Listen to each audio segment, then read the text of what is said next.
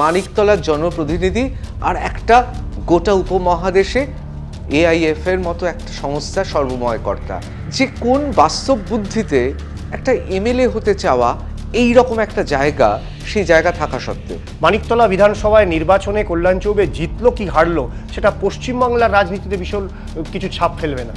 তৃণমূল কংগ্রেসে যদি রাজনীতি করতে চাইতেন তাহলে তো যেতে পারতেন, হঠাৎ ভারতীয় জনতা পার্টি কেন? শাসনের সাথে থাকলে অনেক লাভ হয়। কোথাও কি মনে হচ্ছে মোদি গ্যারেন্টিতে মানুষের, বাংলার মানুষের বিশ্বাস নেই, দিদি গ্যারেন্টিতে বেশি বিশ্বাস? ভীষণ রকমভাবে অবজেকশনেবল কোয়েশ্চেন। লোকসভা ভোটের ফলাফলের পর আমরা যেটা দেখলাম, মহিলা ভোট বিশেষ করে সেটা তৃণমূলের পক্ষে গেছে। মানিকতলা বিধানসভা উপনির্বাচনে পিছিয়ে পড়া মহিলা আছে, তাদের ভোট কি কল্যাণ চৌবের পক্ষে যাবে? লক্ষ্মী ভাণ্ডার একটা ফ্যাক্টর হয়েছে নির্বাচনের ক্ষেত্রে। কোথাও কি মনে হচ্ছে যে সুপ্তি পাণ্ডে, শ্রেয়া পাণ্ডের মধ্যে সুপ্তি পাণ্ডে যেহেতু প্রার্থী হয়েছেন, আপনার লড়াইটা কঠিন হলো না সহজ হলো? মারাদোনা বা পেলের ছেলে বলেই সে মারাদোনা বা পেলের মতো খেলবে এমন তো নয়। বিদেশি না হলে কি জাতীয় কোচ হওয়া যায় না? ভারতীয়রা কি হতে পারে না? যে কোনো ইনভেস্টর চাইবে তার দল জিতুক, এবং দল জেতার জন্য তিনি বেস্ট অ্যাভেলেবেল ট্যালেন্টকে নেওয়ার চেষ্টা করবেন। টিম ইন্ডিয়ার কোচকে সরিয়ে দিয়ে বা তাকে নিয়ে বুদ্ধিমানের কাজ হলো? আমাদের মনে হয়েছে যে একটা ফ্রেশ এয়ার দরকার, সেহেতু আমরা নতুন কোচ নেওয়ার সিদ্ধান্ত নিয়েছি। বাংলা একটা কথা আছে, শেষ ভালো যার সব ভালো। শেষ গোলটা তো আপনি বাইচুংকে দিয়েছেন নির্বাচনে। আমার মনে হয় যে এটাই প্রকৃতির নিয়ম। তৃণমূল কংগ্রেস কল্যাণ চৌবে ভট্টাচার্য ভারতীয় জনতা পার্টির প্রার্থীকে সুবিধা করে দিয়েছে। 35-40 বছর ধরে মানিকতলা এক পরিবারের শাসনকাল দেখেছে, একটা পরিবর্তন দরকার। পায়ে হাওয়াই চটি, খদ্দরের পাঞ্জাবি, চুলটা মনে হচ্ছে যেন একটু রং করেই সাদা করা, দাড়িটা না কাটা, কোথাও কি একটু বয়স বাড়ানোর চেষ্টা চলছে? পশ্চিমবাংলার মানুষ চায়ের দোকানে আড্ডা, রাজনীতি, ফুটবল, রবীন্দ্রসঙ্গীত, নাটক চর্চা, এটা বাঙালির রন্ধে রন্ধে, রক্তে রক্তে রয়েছে। Gauridevi Institute of Medical Sciences and Hospital, GT Road, Rajpath, Durgapur. Best place to study. For contact us, call 7797662222, 9775696237. শুরু করছি আর+ নিউজ রুম। কি ভাবছেন? আমাদের অতি পরিচিত এ দেশের জাতীয় দলের প্রাক্তন অধিনায়ক, এখন রাজনীতিবিদ, এআইএফ এর একেবারে সর্বময় কর্তা কল্যাণ চৌবে? না, তাহলে ভুল ভাবছেন। আজকে যিনি আমাদের অতিথি, তিনি হচ্ছেন মানিকতলা বিধানসভা কেন্দ্রের উপনির্বাচনে ভারতীয় জনতা পার্টির প্রার্থী কল্যাণ চৌবে ভট্টাচার্য। আপনাকে স্বাগত। আমি প্রথমেই যে ভূমিকায় যে কথা বলছিলাম, যে কল্যাণ চৌবেকে আমরা এতদিন ধরে চিনি, বাংলায় যারা ফুটবল ভালোবাসে তারাও চেনে, যারা ফুটবল অত দেখে না তারাও চেনে, এখন গোটা ভারতবর্ষ চেনে, বিশেষ করে ভারতবর্ষের ফুটবলের সর্বময় কর্তা। তাকে নাম পরিবর্তন করতে হলো শুধুমাত্র কল্যাণ চৌবে, যে বাঙালির সঙ্গে জড়িয়ে আছে, যে বাংলার ফুটবলের অধিনায়ক হিসেবে গোটা দেশকে নেতৃত্ব দিয়েছে, যিনি লক্ষ্মীনারায়ণ চৌবে এবং সন্ধ্যা ভট্টাচার্যর ছেলে, তাকে এখন কল্যাণ চৌবে ভট্টাচার্য লিখতে হচ্ছে শুধুমাত্র বাঙালির কাছে নিজের বাঙালিত্ব প্রমাণ করার জন্যে? আমার মনে হয় এই বিষয়টা আমরা অন্য দৃষ্টিকোণ থেকেও দেখতে পারি। আমি কোনো নাম পরিবর্তন করিনি, ধর্ম পরিবর্তন করিনি, বর্ণ পরিবর্তন করিনি, জাতি পরিবর্তন করিনি। আমি কি করেছি, সমাজ দীর্ঘ আমার মনে হয় শতাব্দী ধরে পিতৃ পরিচয়েই পরিচিত হয়েছে, উত্তরসূরিরা। আমরা যখন বংশ পরিচয় বেড়েছে, পিতৃ পরিচয় বেড়েছে, সমাজের দৃষ্টিভঙ্গি বেড়েছে, সংসদে 1/3 রিজার্ভেশন হয়েছে মহিলাদের জন্য, ট্রিপল তালাক বন্ধ হয়েছে, কেন্দ্রে এবং রাজ্যের প্রতিটা জায়গায় নারী শক্তি বৃদ্ধির জন্য উইমেন এম্পাওয়ারমেন্ট করা হয়েছে, সব জায়গায় নারী এবং পুরুষকে সমান অধিকার দেওয়ার কথা হয়েছে। আমরা বলি জননী জন্মভূমিশ্চ স্বর্গাদপি গরীয়সী। যদি এক মা যে বিধবা, সিঙ্গেল থাকে এই মুহূর্তে, যার ছেলে আপনার কথায় যদি ধরে নিই রাজ্যে এবং দেশে কিছু পরিচিতি রয়েছে, তার নেওয়া কোনো সিদ্ধান্ত কিছু মানুষকে অনুপ্রাণিত করতে পারে। যদি সেই ছেলে পিতৃ পরিচয়ের সাথে সাথে মাতৃ পরিচয় নেয়, কিসের দোষ আছে? মায়ের এই দৃষ্টিকোণ তো এমনও হতে পারে, আজকে যে ছেলের পরিচিতি, আজকে আপনি যে আমার ইন্ট্রোডাকশানে যে আমার পরিচয় দিলেন, সেই পরিচিতিতে মা জন্ম দিয়েছে, মা মানুষ করেছে। কোথাও যদি মনে হয় যে মায়েরও পরিচয় ছেলে বহন করে চলছে, আমাকে দেখে যদি 10টা লোক এই সিদ্ধান্ত নেয়, সমাজে আমি পরিবর্তন করলাম। কারণ ইনফ্লুয়েন্সারদের কাজই সেইটা।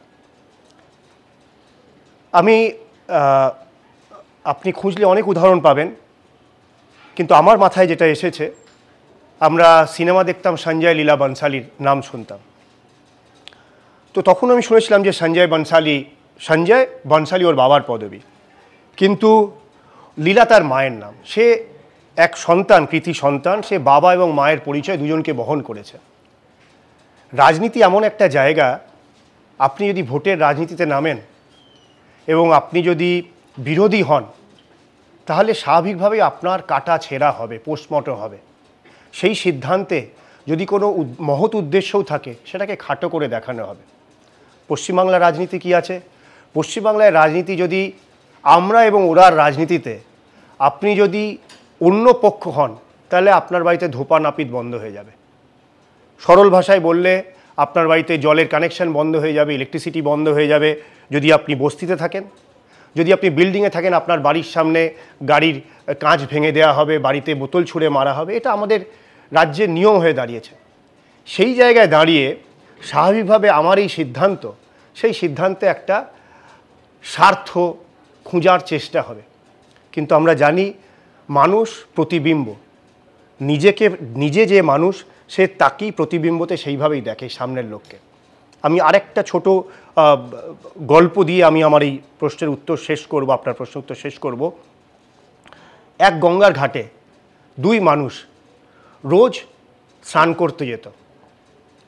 একজন চোর ছিল, একজন সাধু ছিল। সূর্যোদয় হতো, চোর সারা রাত চুরি করত, চুরি করার পরে সে গঙ্গায় স্নান করে তার পাপ ধুয়ে সারাদিন ঘুমোতো, পরের রাতে আবার চুরি করতে বেরোতো। এক সাধু সূর্যোদয়ের সময় ঘুম থেকে উঠত, স্নান করত, পূজার নিকে বসত, দিয়ে আবার রাত্রেবেলায় ঘুমাতো। এই দুজনের মধ্যে কোনো কথা হয়নি কোনো দিন, কিন্তু প্রত্যেক দিন দুজনের দেখা হয় একে অপরের সাথে ওই একই সময়। চোর ভাবত যে এ আমার থেকে কত বড় চোর, আমার তাও 2-1টা দিন মিস হয়ে যায়, কিন্তু এই লোকটার কোনো দিন মিস হয় না, রোজ চুরি করে, রোজ পাপ ধুতে আসে গঙ্গার ঘাটে। সাধু ভাবে যে এ আমার থেকে কত বড় সাধু, আমার তো তাও 2-1 দিন প্রভুর প্রার্থনায় ভুল হয়ে থাকে, 2-1 দিন মিস হয়ে যায়, কিন্তু এ কোনো দিন মিস করে না। শীত, গ্রীষ্ম, বর্ষা রোজ আসে, গঙ্গায় স্নান করে, পুজো অন্নিকে বসে। বিষয় হচ্ছে আপনি যেমন হবেন, আপনি সামনের লোকটাকে তেমন দেখবেন। আমাকে আজকে কাউকে প্রমাণ করতে হবে না আমি কে। আমি মনে করি ঈশ্বরের কৃপায়, মা বাবার আশীর্বাদে আমি সেই জায়গায় পৌঁছেছি, আমার জীবন চর্চা কিছু মানুষকে অনুপ্রাণিত করতে পারে। হ্যাঁ, ভোট রয়েছে, ভোটের বাজারে কথা হবে। ভোট চলে গেলে মানুষের বিচার হবে সময়ের সাথে। আমার মনে হয় আমি একটা জায়গায় পৌঁছেছি, মানুষ আমার মূল্যায়ন করবে। অবশ্যই খুব ভালো লাগলো, বিশেষ করে আপনার প্রশ্নের উত্তর যদি এটা রাজনীতির কারণে না হয়, সংকীর্ণ স্বার্থের জন্য না হয়, তাহলে আমার মনে হয় আমাদের সবাইকে, মাকে যেভাবে কল্যাণ, তিনি যেভাবে সম্মান জানাচ্ছেন, আমাদের অন্তত একবার হাততালি দিয়ে তাকে স্বাগত জানানো উচিত। এই স্বাগত প্রত্যেকটা মানুষ, তার মা এবং বাবা, তাদের সন্তান, আপনি যেমন লক্ষ্মীনারায়ণ চৌবে এবং আপনার মা সন্ধ্যা ভট্টাচার্য, তাদের সুসন্তান। আমার মনে হয় আমাদের প্রত্যেকের নিজের বাবা মাকে প্রত্যেকটা মুহূর্তে স্মরণ রাখা উচিত, এবং সেটা যদি নামের মাধ্যমে হয়, মন্দ কি। এবার আমি সরাসরি চলে আসি একটু টাফ প্রশ্নে। টাফ তো হবেই। আমার প্রথম প্রশ্ন, কি মনে হচ্ছে মানিকতলা বিধানসভা উপনির্বাচনে এই মুহূর্তে কল্যাণ চৌবে ভারতীয় জনতা পার্টির প্রার্থী? আমার ক্রিকেটের কথা মনে পড়ে যাচ্ছে, যদিও আমি জানি আমরা ফুটবল মানেই কল্যাণ চৌবে মানেই ফুটবল। কোথাও কি মনে হচ্ছে একেবারে শেষ ওভারে ব্যাট নিয়ে ক্রিজে নামছেন, মোটামুটি অল উইকেট ডাউন, খুব খারাপ অবস্থা টিমের, মাত্র 6টি বল, করতে হবে 36 রান, এই রকম জায়গায় এসে পৌঁছেছেন। তার কারণ বঙ্গ বিজেপি তার ভরাডুবি হয়ে গেছে। যে যাই বলুক, শতাংশে হয়তো ভোট বেড়েছে গোটা রাজ্যে, কিন্তু ওই আশার আলো বা প্রদীপ টিম টিম করে জ্বলছে। সে জায়গায় দাঁড়িয়ে এমন একটা উপনির্বাচনে দাঁড়াতে হচ্ছে যেখানে বেশ কয়েক হাজার ভোটে লোকসভা নির্বাচনের নিরিখে ভারতীয় জনতা পার্টির প্রার্থী তাপস রায় পিছিয়ে রয়েছেন, বা এখন পিছিয়ে রয়েছেন, এখন তো ইতিহাস হয়ে গেছে, সুদীপ বন্দ্যোপাধ্যায়ের কাছে।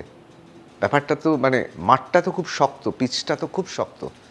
না, আমার মনে হয় যে প্রতিকূল পরিস্থিতিতেই আমাদের প্রতিদিনের বাঁচা, আর চরিত্রের প্রমাণ তখনই হয় যখন পরিস্থিতি যত বেশি প্রতিকূল হয়।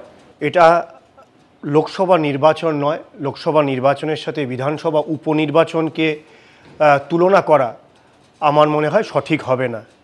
একটা উপনির্বাচনে সরকার বদলাবে না, একটা বিধানসভার উপনির্বাচনে ভীষণ কিছু হবে না। ভোট পার্সেন্টেজ কম হবে, সাধারণ মানুষের আগ্রহ কম থাকবে, কেবলমাত্র মানিকতলা বিধায়ক পাবে। মানিকতলার মানুষ যাকে নির্বাচিত করবেন, তারা যা মনে করবেন যে তাদের প্রতিনিধিত্ব করার যোগ্য ব্যক্তি হিসেবে যাকে তারা মনে করবেন তাকে পাঠাবেন। গণতান্ত্রিক উপায়ে, গণতান্ত্রিক প্রক্রিয়ায় একটা নির্বাচন হবে। সুস্থ স্বাভাবিক নাগরিক হিসেবে এটাই মানুষের কামনা। কিন্তু আমরা কি এই ধরনের রাজনীতি, এই ধরনের ভোট দেখে এসেছি? মানিকতলায় কি দেখেছি? উত্তর না। কেন? 2021-এর পোস্ট পোল ভায়োলেন্সে শতাধিক রাজনৈতিক সন্ত্রাসে খুন হয়েছে। প্রথম খুনটা মানিকতলা বিধানসভায় হয়েছে, অর্থাৎ সন্ত্রাসের উৎপত্তি স্থল মানিকতলা বিধানসভা থেকেছে। 2024-এর লোকসভা নির্বাচনে উত্তর কলকাতা বিজয়ী হয়েছে, সেই সাথে 29টা লোকসভায় বিজয়ী হয়েছে তৃণমূল কংগ্রেস। কিন্তু মধ্যবিত্ত মানুষেরা যে রেসিডেন্সিয়াল কমপ্লেক্সে থাকে, মানিকতলা দেখেছে শতাধিক অটো এবং মানুষ গিয়ে সেখানে একটা থ্রেট করে এসেছে। এটা কি কাম্য গণতন্ত্রে? নিশ্চয়ই নয়।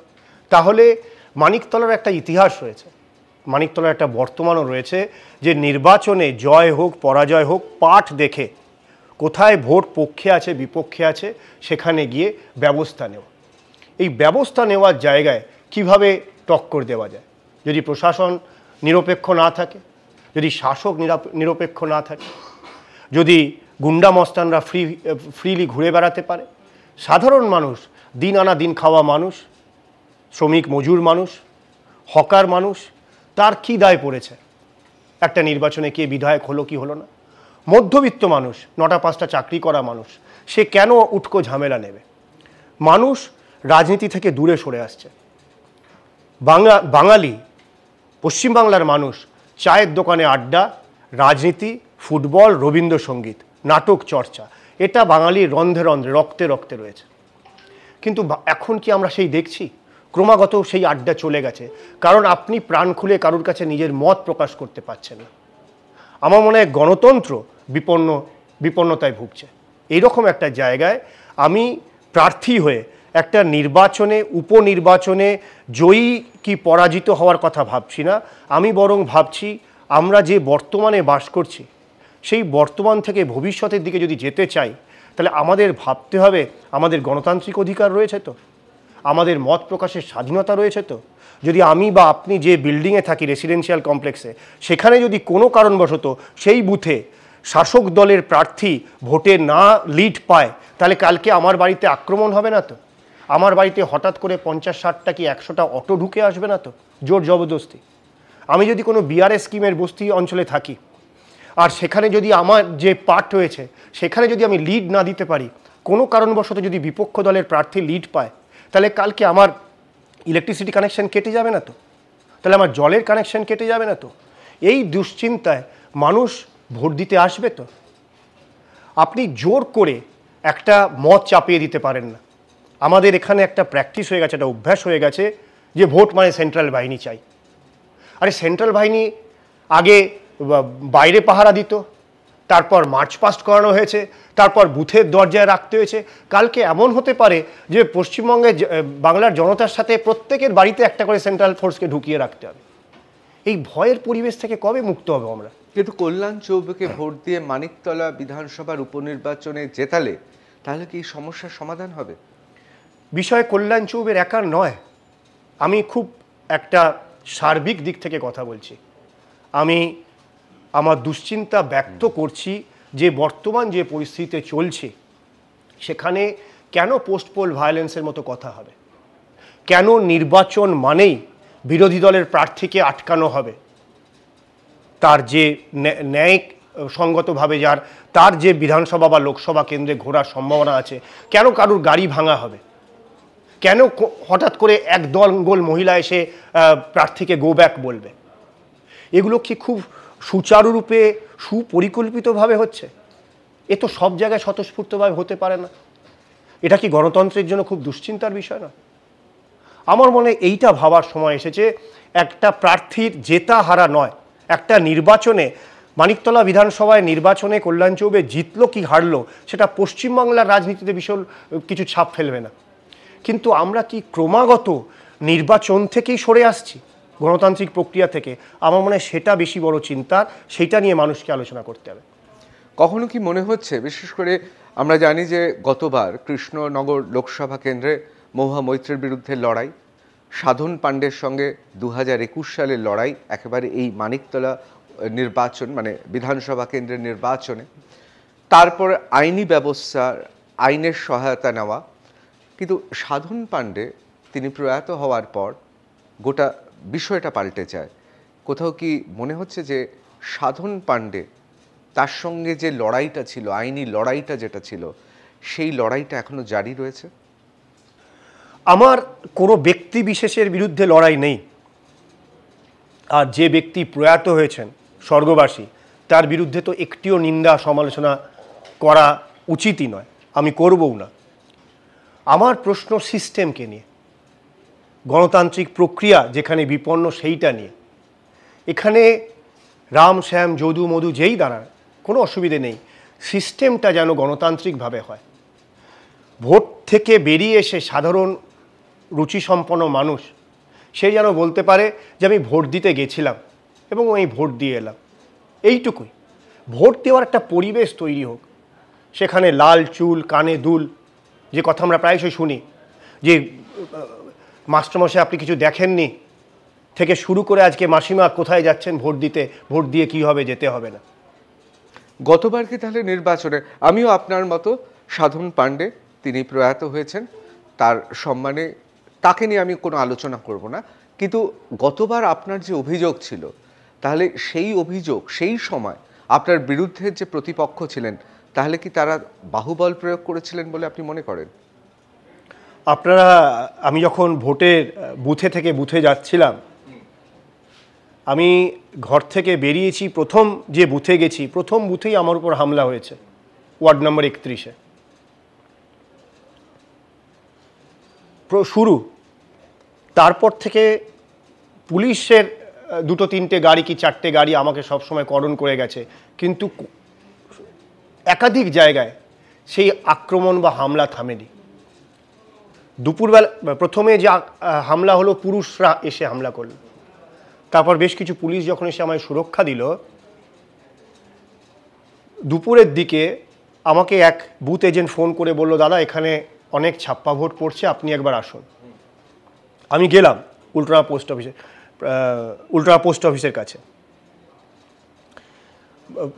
বুথে ঢুকেছি, ঘটনা দেখেছি, ছাপ্পা হচ্ছে কেন প্রিসাইডিং অফিসারকে জিজ্ঞাসা করেছি, তারপর বেরিয়েছি।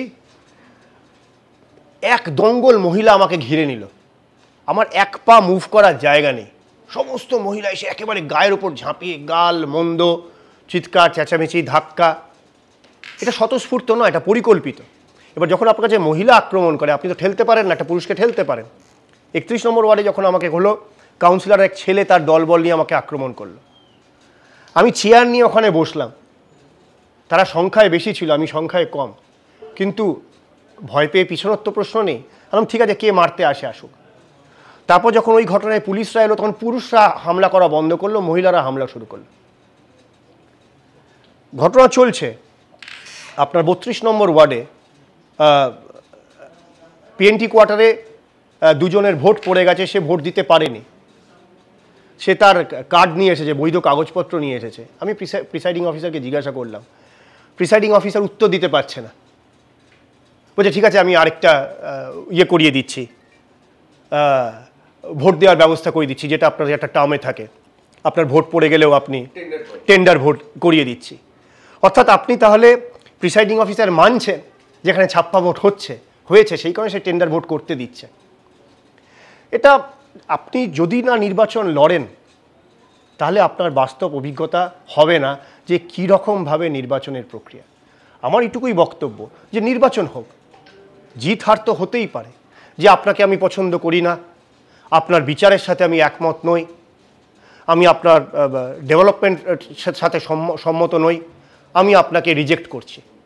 কিন্তু রিজেকশনটা যেন মানুষের মাধ্যমে আসে, ভোটের মাধ্যমে আসে, রিজেকশনটা যেন একজন ব্যক্তির দ্বারা একাধিক ভোটের মাধ্যমে না আসে। প্রত্যেক ব্যক্তি তার ভোট দিয়ে কাউকে স্বীকার বা অস্বীকার করুক, কিন্তু একজন ব্যক্তি কেন 25-30টা ভোট দেবে, সেটাই প্রশ্ন। ভোট হোক সুষ্ঠুভাবে। তাহলে তো বলতে হয় এবার তৃণমূল কংগ্রেস আপনাকে সুবিধা করে দিয়েছে, কারণ আপনি যে কথা বলছেন বা আপনি যে অভিযোগগুলো করছেন, গতবার শ্রদ্ধেয় সাধন পাণ্ডে মহাশয় যিনি আপনার প্রতিপক্ষ ছিলেন তিনি তো বেশ অসুস্থই ছিলেন, তার কন্যা শ্রেয়া পাণ্ডে তিনি নাকি ভোট পরিচালনা করেছেন এবং আমরাও দেখেছি সাংবাদিক হিসেবে তিনি যথেষ্ট দৌড়ঝাঁপ করেছেন এমনকি নির্বাচনের দিনেও। সেক্ষেত্রে যেহেতু শ্রেয়া পাণ্ডে এবার সেই হিসেবে থাকছেন না বলেই এখনো পর্যন্ত শোনা যাচ্ছে, তাহলে তো আপনার সুবিধা হয়েছে। মানে তৃণমূল কংগ্রেস কল্যাণ চৌবে ভট্টাচার্য ভারতীয় জনতা পার্টির প্রার্থীকে সুবিধা করে দিয়েছে। না, এটা ঠিক যে আপনি যার নাম বললেন তিনি মানিকতলা বিধানসভায় অনেক সময় দিয়েছেন এবং সকলেই ভেবেছিল যে তিনি প্রার্থী হবেন। স্বাভাবিকভাবেই তার প্রার্থী হওয়াটা তার কাছে যেমন প্রত্যাশিত ছিল, হয়তো অনেক তৃণমূল সমর্থকদের কাছেও প্রত্যাশিত ছিল। কিন্তু তিনি প্রার্থী হচ্ছেন না আর হননি, তাই আমি এই বিষয়ে আর কিছু মন্তব্য করতে পারি না, ধরে নিচ্ছি ওটা তার পরিবারের সিদ্ধান্ত। কোথাও কি মনে হচ্ছে যে সুপ্তি পাণ্ডে শ্রেয়া পাণ্ডের মধ্যে সুপ্তি পাণ্ডে যেহেতু প্রার্থী হয়েছেন, আপনার লড়াইটা কঠিন হলো না সহজ হলো? সহজ এবং কঠিন দুটোই নয়। আমি যে কথাটা বলেছি যে প্রার্থীর বিরুদ্ধে প্রার্থী দাঁড়িয়েছেন এবং প্রার্থীকে দেখে নিয়ে ভোটার ভোট দিচ্ছেন, যদি এইটা হয় খুব ভালো। তাহলে ওই কোন প্রার্থী বিপক্ষে দাঁড়িয়েছেন তার বিরুদ্ধে লড়াটা সহজ না কঠিন বলা যেতে পারে, কিন্তু এটা তখন বলা সম্ভব যখন ভোটের প্রক্রিয়াতে গণতান্ত্রিক প্রক্রিয়া মানা হয়েছে।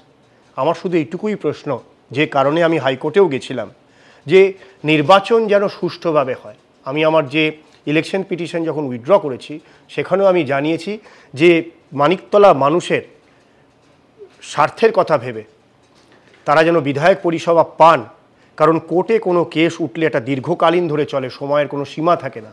সেহেতু কোর্ট এটা নিশ্চিত করুক যে নির্বাচন যেন ফ্রি, ফেয়ার এবং ফিয়ারলেস হয়, এইটুকুই আমার কাছে কাম্য।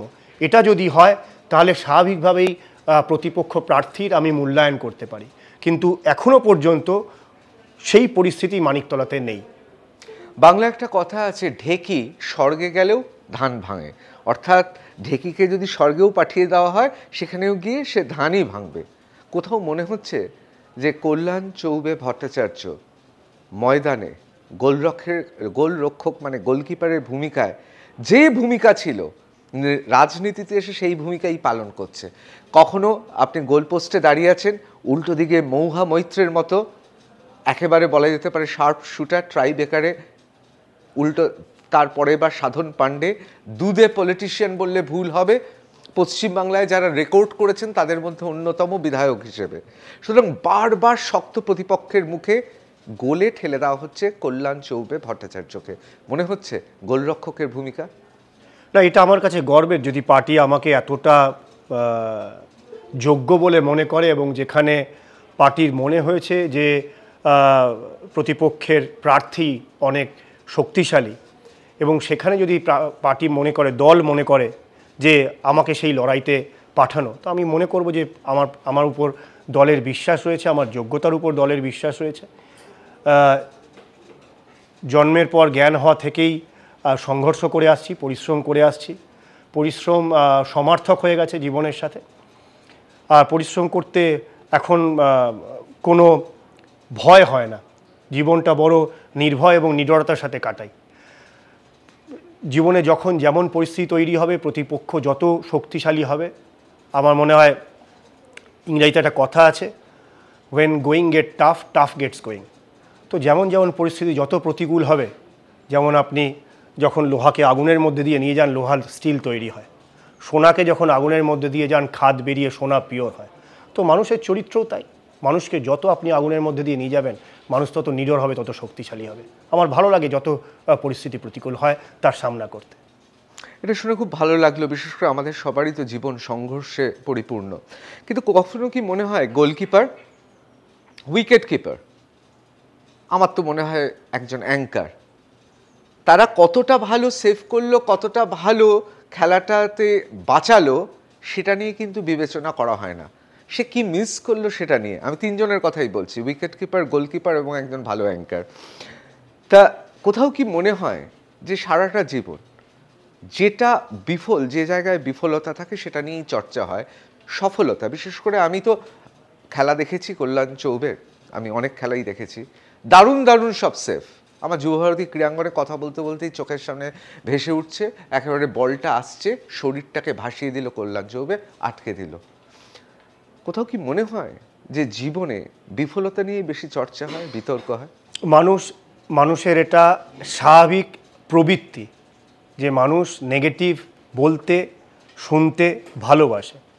আমরা প্রায়শই দৈনন্দিন জীবনে, আমি বলি না কিন্তু আমি শুনেছি, পিএনপিসি, এই শব্দবন্ধনীর পরনিন্দা পরচর্চা, নেগেটিভিটি। আপনি কালকে বাজারে গেলেন, 100টা লোককে 100টা কম্বল বিতরণ করলেন, আপনি প্রত্যেকটা লোককে জানালেন আমি কম্বল বিতরণ করেছি, মিডিয়া হাউসকেই জানালেন, সবাই শুনল, এটা নিউজ নয়। কিন্তু কম্বল বিতরণ করতে গিয়ে কাউকে আপনি একটা চর মেরেছেন বা একটা ভুল কাজ করেছেন, আপনাকে কাউকে বলতে হবে না, দেখবেন ওটাই স্টোরি হবে। এটা মানুষের। একজন স্ট্রাইকার 90 মিনিটে যদি 90টা মিস করে আর একটা গোল করে, পরের দিন গোলের জন্য প্রশংসা হবে। আর একজন গোলকিপার যদি 90 মিনিটে 90টা সেভ করে আর একটা গোল খায়, তো পরের দিনও সেই খাওয়া গোলেরই সেভ হবে। এবং এটা আপনার জীবন, আপনি কমপ্লেন করতে পারেন না। কমপ্লেন যদি করতে হয় তাহলে সেখান থেকে পালিয়ে যেতে হবে। গোলকিপিং ইজ এ থ্যাঙ্কলেস জব। কিন্তু তবুও গোলকিপিংয়ের কোনো না কোনো ভালো আছে। গোলকিপিংয়ের থেকে রেফারিং আরও থ্যাঙ্কলেস জব। একজন কোন রেফারির প্রশংসা আপনি করেন? তো যদি আমরা আমাদের জীবন যখন দেখি, যদি নিচের দিকে তাকাই তাহলে নিজেকে বড় সুখী মনে হবে, যদি আমি উপরের দিকে তাকাই তখন নিজেকে দুঃখী মনে হবে।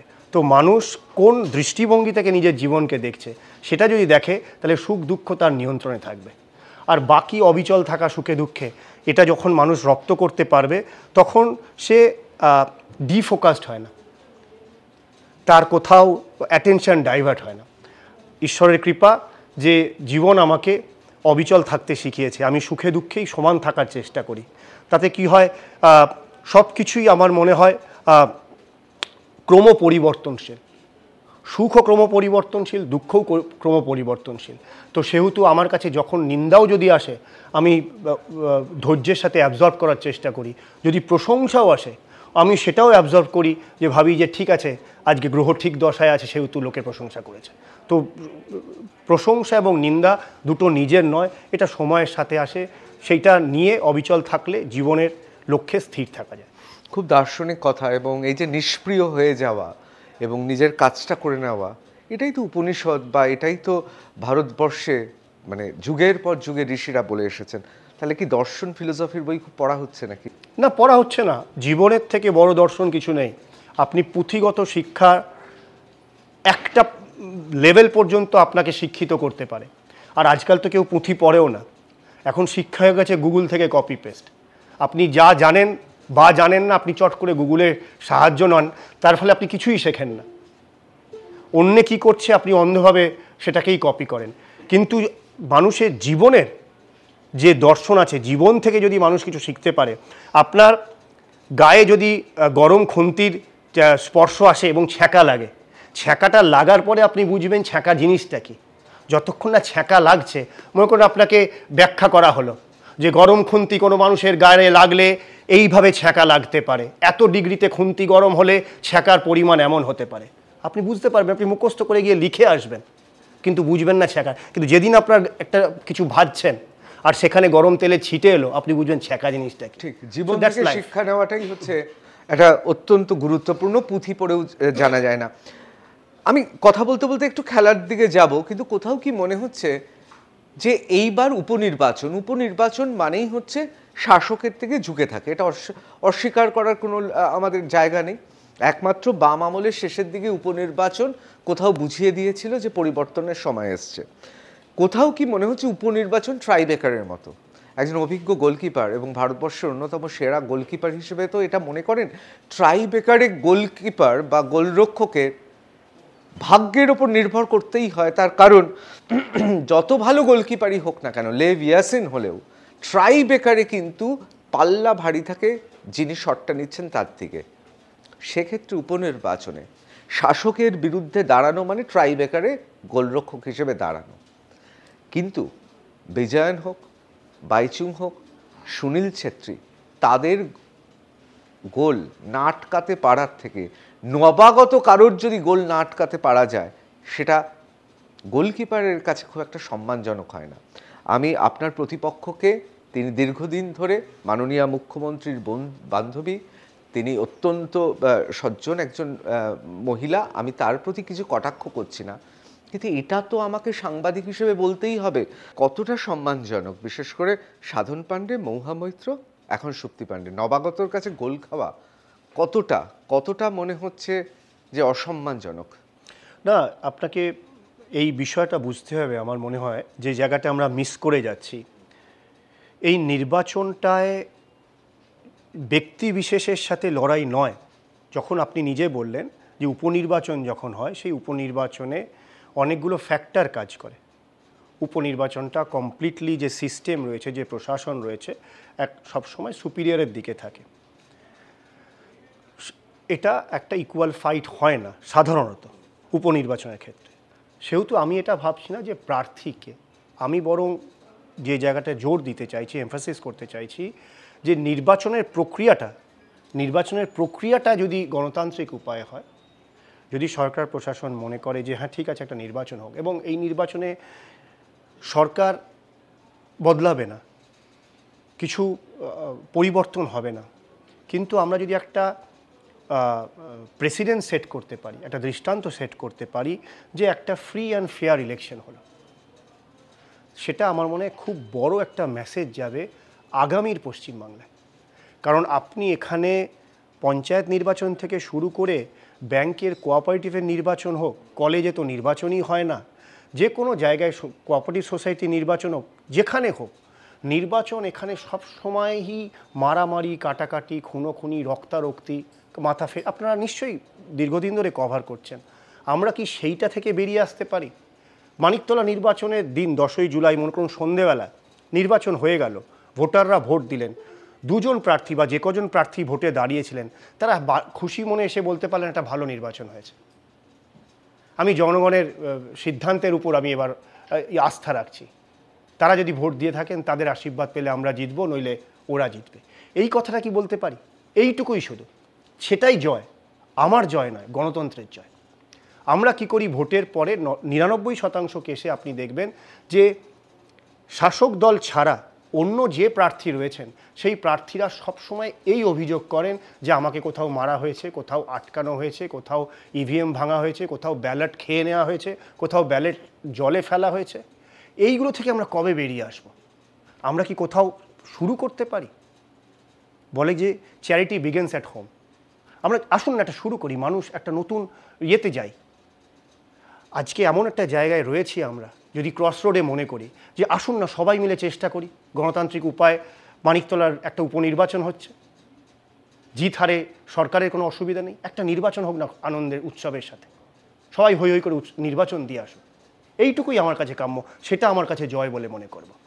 আপনি একাধারে যেমন রাজনীতিবিদ, অন্যদিকে এআইএফএফ এর প্রেসিডেন্ট, তো কোন পদটা বেশি আপনি পছন্দের, রাজনীতির ময়দান নাকি গোলপোস্ট, রেড কার্ড, খেলার মাঠ? আমার মনে হয় দুটোরই আলাদা বৈশিষ্ট্য রয়েছে, দুটোই চ্যালেঞ্জিং, এবং দুটোর সাথেই আমি ভারসাম্য বজায় রেখে জীবন কাটাচ্ছি। আর যদি কার্যকালের পরে মানুষ মনে রাখে যে কোনো কাজ সেই সংস্থার ভালো হয়েছে, সে রাজনীতিতেই হোক কি ফুটবল প্রশাসনে হোক, রামকৃষ্ণ দেব বলেছেন জন্মেছিস যখন একটা আঁচড় কেটে যায়, যদি আঁচড় কাটা হয় কার্যকালের পরে, আমার মনে তখন জীবনটাকে আমি পিছনে তাকিয়ে মূল্যায়ন করতে পারবো। এখন it is too early two comment কোনটা ভালো কোনটা খারাপ। এখন তো যাচ্ছি একটা দড়ির উপর দিয়ে হাঁটছি, দুদিকে দু হাত ছড়িয়ে ব্যালেন্স করতে করতে একটু এদিক ওদিক হলেই পড়ে যেতে পারি। তো এই পরিস্থিতিতে আমার মনে হয় যে পরিশ্রমের সাথে কাজ করি, আর কাজের পরে নিশ্চয়ই মূল্যায়ন হবে একটা সময়ের পরে, একটা কার্যকালের পরে। এখানে আমার একটা প্রশ্ন ছিল, এআইএফএ অর্থাৎ ভারতবর্ষের সর্বোচ্চ ফুটবল নিয়ামক সংস্থার প্রধান হিসেবে গোটা দেশটা এবং গোটা উপমহাদেশ এবং আন্তর্জাতিক ক্ষেত্রে একটা বিরাট বিস্তৃত কাজের জায়গা, এবং যদি অর্থকরী দিক থেকে দেখি, সম্মানের দিক থেকে দেখি, অনেক উঁচুতে একজন এমএলএ বা জনপ্রতিনিধি, মানিকতলার জনপ্রতিনিধি, আর একটা গোটা উপমহাদেশে এআইএফের মতো একটা সংস্থা সর্বময় কর্তা। মানে আমার বক্তব্য হচ্ছে যে কোন বাস্তব বুদ্ধিতে একটা এমএলএ হতে চাওয়া এই রকম একটা জায়গা, সেই জায়গা থাকা সত্ত্বেও আমরা যে দল করি সেই দলটা একটা বিচার কেন্দ্রিক দল। ভারতীয় জনতা পার্টি এখানে ব্যক্তির থেকে দল বড়, দলের থেকে দেশ বড়। একটা রাষ্ট্রহিতে দলের একটা বিচার চলে, যখন 2 জন সাংসদ ছিল তখনও, যখন 303 জন সাংসদ ছিল তখনও। এরকম একটা দলে কেবলমাত্র ব্যক্তির ইচ্ছা, আকাঙ্ক্ষা, মহত্ত্বাকাঙ্ক্ষার উপর নয় যে আমি একটা এমএলএ হতে চাইছি। আমি যদি বিষয়টাকে এইভাবে দেখি যে দল মনে করছে যে এই পরিস্থিতিতে, প্রতিকূল পরিস্থিতিতে অমুককে আমি দলের প্রতিনিধিত্ব করাচ্ছি, এই দৃষ্টিকোণ থেকেও দেখা যায়। আর যে কথা আমরা বারবার আপনার আলোচনাতে এসেছে যে এই লড়াই অসম লড়াই বিভিন্ন কারণে, তো সেই ক্ষেত্রে স্বাভাবিক যখন আপনি অসম লড়াই লড়বেন, আপনি you will put your best foot forward. তো সেইভাবে যদি বিষয়টা দেখা যায় আমার মনে হয় ভালো হবে। আর মানুষ যদি মনে করেন তারা বিধায়ক হিসেবে নির্বাচিত করবেন ভারতীয় জনতা পার্টির বিধায়ককে, তাহলে সেখান থেকে নিশ্চয়ই আমাদের একটা প্রাপ্তি হবে পরিশ্রমের ফল হিসেবে। Gauridevi Institute of Medical Sciences and Hospital, GT Road, Rajpath, Durgapur. Best place to study. For contact us, call 7797662222, 9775696237. আপনার কাছে যেটা জানতে চাইবো যে এআইএফএ কে কেন্দ্র করে বিভিন্ন সময়ে বিভিন্ন রকমের অভিযোগ উঠেছে, এবং আপনার সাথে এআইএফএ আবার ওতপ্রোতভাবে জড়িত রয়েছে। তো ভোটের ময়দানে বিরোধীদের কাছে বা সাধারণ মানুষের কাছে কি কোথাও একটা বলার জায়গা হয়ে গেল যে আপনি প্রার্থী, তাহলে এআইএফএ কে সামলাতে পারেননি, বিধানসভা সামলাতে পারবেন? একটা অভিযোগ যদি এরকম বিরোধীরা করে বা সাধারণ মানুষ করে, কি বলবেন? নিশ্চয়ই বলতেই পারেন এবং বলবেনও, কারণ এটাই তো রাজনীতিতে মজা, যে আপনাকে ভীষণ রকমভাবে হেয় করা হবে, বোঝানো হবে যে আপনি যোগ্য নন নির্বাচনে প্রতিদ্বন্দ্বিতা করার জন্য। সেটাই তো কাজ। নির্বাচনে যখন আমরা প্রচার করি এইভাবেই করি। এবার আপনি যখন কোনো দায়িত্বে থাকবেন, কখন কোনো সংগঠন চালাবেন, স্বাভাবিকভাবেই আপনি আতশ কাঁচের মধ্যে থাকবেন এবং বিভিন্ন বিষয়ে মন্তব্য করা হবে। আমার সুনীল গাভাস্কারের একটা মন্তব্য আমি বোধহয় আজ থেকে 30 বছর আগে খবরের কাগজে পড়েছিলাম, যে তিনি বলেছিলেন যে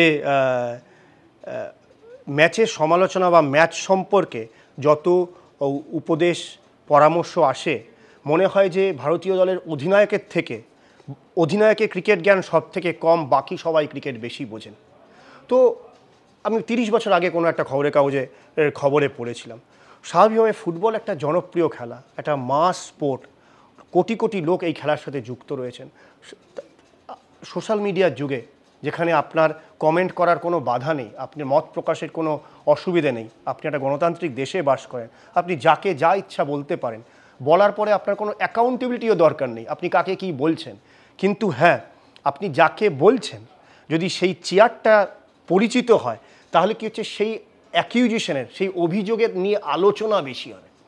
আজকে যদি আপনি পথ চলতি কোনো সাধারণ মানুষকে বলেন যে অমুক অমুক, সেটা বয়ে গেল, কিন্তু আপনি যদি স্বাভাবিকভাবেই কোনো একটি বিশেষ ব্যক্তিকে বলেন অমুক অমুক, তাহলে কি হবে, সেটা 10টা লোক আলোচনা করবে, ও তাই নাকি, জানতাম না তো, এবং খ্যাতির বিড়ম্বনা। তো সেটাই আমার মনে হয় এটা নিয়েই চলতে হবে। আর আমি শুরুতেও বলেছিলাম যে জীবনের দীর্ঘদিন ধরে সার্বজনিক জীবন কাটাচ্ছি, ভালোতে এবং মন্দতে মিডিয়া সবসময় উৎসাহ আগ্রহ দেখিয়েছে প্রশংসা এবং সমালোচনা করার ক্ষেত্রে, এবং আমি আগেও বলেছি যে আমি দুটোই সমানভাবে নিয়েছি, এবং এইভাবেই আশা করি যে বাকি জীবনটাও চলবে, এবং যখন যা দায়িত্ব আসবে সেই দায়িত্ব যোগ্যতার সাথে, সাধ্য সামর্থ্যর সাথে এবং সততার সাথে পালন করব, এই গ্যারান্টি আমি দিতে পারি। আপনি এআইএফএফ এর সভাপতি, অন্যদিকে যে কেন্দ্রে যে দল রয়েছে সেই দলের আপনি একজন প্রতিনিধি, আগামী দিনে হয়তো জনপ্রতিনিধিও হবেন। এইখান থেকে আমার প্রশ্ন, আপনি বিগত কয়েকদিনে কয়েকটি সাক্ষাৎকারে বলেছেন যে ভারতীয় ফুটবল কেন এগোচ্ছে না। এই প্রশ্ন আমি করবো না, কারণ এই প্রশ্ন অনেকেই করেন, প্রচলিত হয়ে গেছে। কেন এগোচ্ছে না এর জন্য আপনি একটা কথা বলেছিলেন যে এর জন্য দায়ী 1950 সাল, সেখান থেকে আমরা পিছিয়ে রয়েছি। বিশ্বকাপে আমরা প্রথম বিশ্বকাপে অংশগ্রহণ করিনি, সুযোগ পেয়েও করিনি, এবং আগামী দিনে আর সেরকম সুযোগ আমাদের কাছে আসেনি। কিন্তু অলিম্পিকে আমরা খুব ভালো করেছিলাম, এশিয়াডে আমরা খুব ভালো করেছিলাম। আগামীতে আমরা আরো কি করে ভালো করতে পারবো, ভারতীয় ফুটবল কিভাবে এগিয়ে যাবে, আপনি যেটা বললেন যে আঁচড় কাটতে পারবো কিনা, আপনি আপনার মেয়াদকালে কতটা আঁচড় কাটতে পেরেছেন, এবং আগামী দিনে ভারতীয় ফুটবলকে এগিয়ে নেওয়ার জন্য আর কি কি করতে হতে পারে বলে আপনার মনে হয়? দেখুন, আমরা যা কিছু করি, আমরা যখন শিখি, আপনি স্কুলে কখন ভর্তি হন, কিন্ডারগার্টেনে ভর্তি হন, আপনার যখন 2.5-3 বছর বয়স, 4 বছর বয়স, তখন আপনাকে রং চেনানো শেখানো হয়, তারপর আপনি স্বরবর্ণ ব্যঞ্জনবর্ণ শেখেন। আজকে আপনার যা বয়স, আমার যা বয়স, আমাকে তো রং চেনাবে না, আমাকে স্বরবর্ণ অক্ষর চেনাবে না। আপনার উন্নতির বা পিছিয়ে পড়ার মূল্যায়ন কিসে হয়? সিনিয়র টিমের পারফরমেন্সের ওপর। আমি 1950-এর ভিত্তি কী বলেছি, 1950-এ যখন শেখানোর ছিল, যখন টুর্নামেন্টের সম্ভাবনা ছিল, ভারত সেখানে পার্টিসিপেট করেনি। প্রায় 50 বছর ভারত ফুটবলের মূল স্রোতের বাইরে ছিল, বিভিন্ন কারণে। কখনো টিম পাঠানোর ক্ষেত্রে খরচ ছিল, বা কখনো পলিসিগত কারণ ভুল ছিল। তো সেই সময়ে তৎকালীন কেন্দ্রীয় সরকারের একটা বড় ভুল ছিল। আজকে যদি আপনার র্যাঙ্কিংই 100 হয়, 100-র বাইরে হয়, আপনি কিভাবে 100 থেকে উপরে আসবেন? ম্যারাথনে যদি হঠাৎ করে দৌড়াতে আপনি পিছন, আমি আমার আগের কথাই বলেছি, কারণ আপনি যে আমার ইন্টারভিউয়ের উত্তর শুনে প্রশ্ন করছেন, এমন নয় যে এই ইন্টারভিউ যারা শুনছেন তারা প্রত্যেকেই আমার আগের ইন্টারভিউ শুনেছেন। তো যদি আজকে ধরে নিয়ে আমি একটা 400 মিটার রিলে রেস দৌড়চ্ছি, আর 4x400 মিটার দৌড়াচ্ছি, কোনো কারণবশত আমার একজন পার্টনার পড়ে গেছে, আর আমি একটা ল্যাপ পিছিয়ে গেছি, বর্তমানে প্রতিপক্ষ যে গতিতে দৌড়াচ্ছে আমিও সেই গতিতে দৌড়াচ্ছি, কিন্তু আমি সেই একটা ল্যাপ কিভাবে কভার করব? একটা ল্যাপ কভার করতে গেলে আমার 10 বছর সময় লাগবে। কেন 10 বছর সময় লাগবে? আপনি যদি আজকে আন্ডার 13, যে সময় বেসিক, যে আমি রং চেনানো ফুটবলের বা অক্ষর শেখানোর কথা বলছি, যদি 12 বছরের ছেলেকে আপনি আজকে ফুটবলের ওই একই ট্রেনিং দিতে পারেন যেটা জাপান, সৌদি বা ইরান দিচ্ছে, জার্মান, ইটালি বা স্পেন দিচ্ছে, সেখানেও 12-13 বছরের ছেলে যা পাচ্ছে, যেটা আমরা আগ্রহ করেছি ফিফার কাছে, ফিফা একাডেমির মাধ্যমে, তাহলে এই যে 12-13 ছেলে আগামী 4 বছরে যখন 17 হবে, এবং প্রতি বছর যখন আন্ডার 17 ফিফা ওয়ার্ল্ড কাপ হবে, ভারতের আন্ডার 17 যদি অন মেরিট কোয়ালিফাই করে, তাহলে এক ধাক্কায় সে বিশ্বের প্রথম 50টা ফুটবল খেলিয়ে দেশের সাথে নিয়মিত খেলবে। এই 17টা ছেলে, এই আন্ডার 17 ছেলে ক্রমাগত আন্ডার 19, আন্ডার 23 হবে, ওই একই সার্কেলে খেলবে। তবেই ভারতবর্ষের ফুটবলের উন্নতি চোখে দেখা সম্ভব। তার মানে কি এটাকে আমরা স্পষ্টভাবে বলতে পারি খেলার ক্ষেত্রে কোনো রকম দায়সারা, কোনো রকম রিগিং, কারচুপি, কোনো ধরনের বেনিয়ম আসলে টেকে না?